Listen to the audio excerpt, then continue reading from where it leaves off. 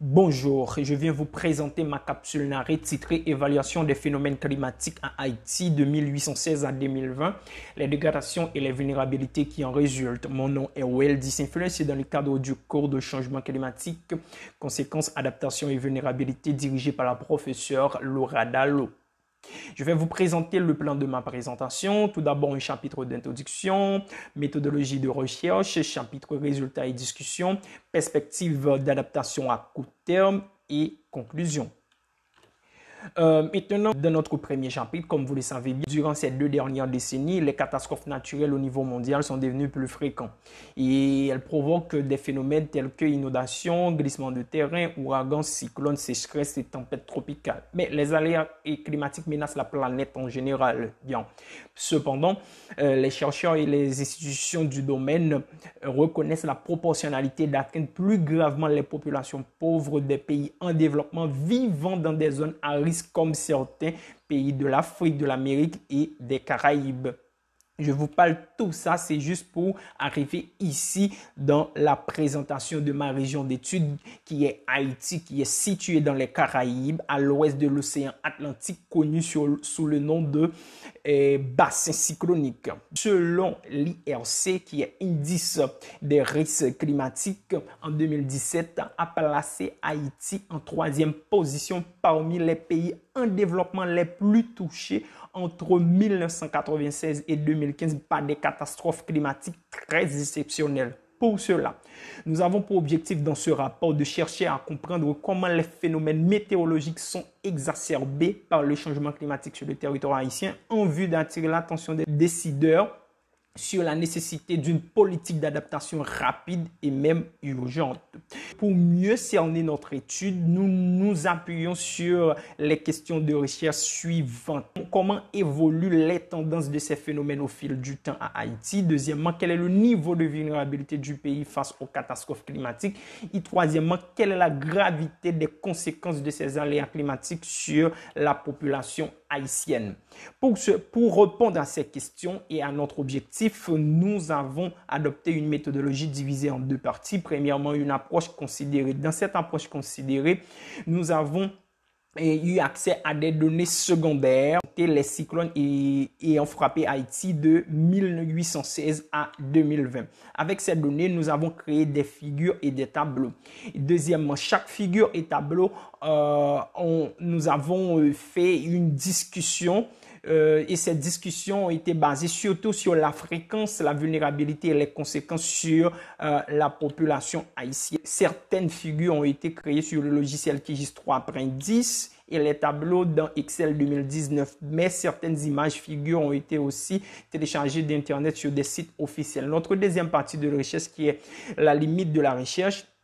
Il faut dire que l'accès aux informations sur Haïti ont toujours été et sont encore défavorables à l'égard des intéressés, que ce soit sur des supports physiques et électroniques. De ce fait, lors de notre recherche, nous avons remarqué ces choses qui est premièrement un manque de données, deuxièmement, manque de gestion des informations sur les aléas climatiques, troisièmement, pas de méthode de collecte des données, quatrièmement, pas d'archives complète sur les phénomènes enregistrés. Ceci étant dit, que nous pensons qu'il peut y avoir un manque d'informations sur les cyclones survenus sur Haïti durant la période choisie pour le rapport qui est de 1816 à 2020. Notre résultat est discussion. Ce tableau doit attirer votre attention sur 4 choses. Premièrement, nous avons divisé notre tableau en 3 parties. La première partie qui est de 1816 à 1954, nous avons recensé 6 cyclones. C'est une fréquence qu'on peut qualifier de faible. Pourquoi? C'est parce qu'il y a une moyenne de presque 17 ans, c'est-à-dire environ chaque 17 ans, Haïti a enregistré un ouragan. Mais au plus près, après ça, on doit focaliser sur la période de 1963 à 1998.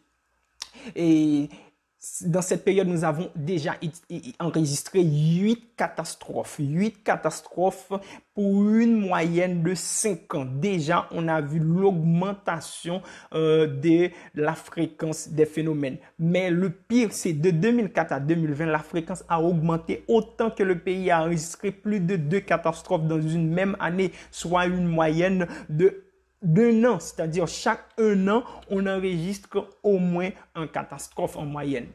Bon, là, on a justifié plus ou moins comment est l'évolution ou la fréquence des phénomènes météorologiques à Haïti. Ici, c'est le bassin de la Caraïbe que je vous ai parlé il y a quelques secondes.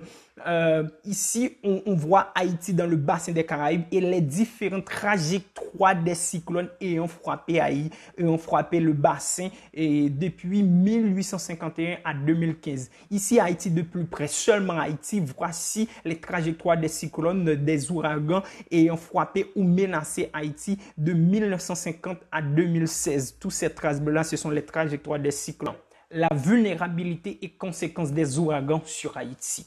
Comme je vous ai montré dans le tableau, il y a 2 dates qu'on a entourées en rouge. Ces 2 dates sont des dates que nous avons choisies pour montrer le niveau de vulnérabilité d'Haïti face aux ouragans. Premièrement, il y a l'ouragan Jeanne en 2004. Voici la photo aérienne de la manifestation de l'ouragan au-dessus de l'île Hispaniola. Mais plus tard, les conséquences sur Haïti ont été très graves. Plus de 3000 personnes ont péri, principalement dans une seule région, plus de 2500. Donc 3000 blessés et plus de 300 000 personnes se sont restées sans abri. Là, c'est l'ouragan Mathieu en 2016 qui a dévasté Haïti. Ici, je vous montre une image qui montre l'évolution de l'ouragan lors de sa trajectoire dans le bassin des Caraïbes. Il est arrivé sur Haïti avec 230 km/h de vent, 230 km et 500 000 mètres de pluie sont tombés, des maisons ont déplacé, des ponts ont arraché. Plus de 750 000 Haïtiens se sont touchés lors de cette catastrophe. Ici, je vous montre la photo des conséquences de cette catastrophe sur Haïti. Vraiment, ça a été difficile pour la population et jusqu'à maintenant. Là, je vous présente très succinctement un plan d'adaptation à court terme. D'abord, le pays a besoin de créer un système d'alerte pour prévenir les événements, ce qui en manque. Deuxièmement, il faut mettre sur pied une équipe scientifique pour créer une base de données, des informations sur les paramètres climatiques, tous les paramètres climatiques bien sûr, et prioriser des campagnes de sensibilisation pour faire accepter et comprendre le changement climatique par les communautés, surtout celles qui ne sont pas informées, assurer la durabilité de l'agriculture pour la sécurité alimentaire des affectés par des banques de semences et favoriser la plantation des légumes et des plantes tolérant à la sécheresse. Et puis, il faut créer un système d'urgence en eau et assainissement pour répondre aux besoins des habitants pendant et après un cyclone. Et puis, il faut renforcer des lois de protection des ressources environnementales, surtout dans les zones côtières. Et puis, il faut investir dans des recherches visant à comprendre les phénomènes climatiques et l'interaction des populations et environnementales à chaque zone. Et puis, pour finir, il est à noter que le seul fait que Haïti est un pays pauvre, il est exposé à des dégâts énormes lors du passage des ouragans. Le temps dont Haïti aurait besoin pour construire un ou plusieurs zones dévastées par un cyclone tropical est improbable actuellement étant donné que les catastrophes sont plus fréquentes.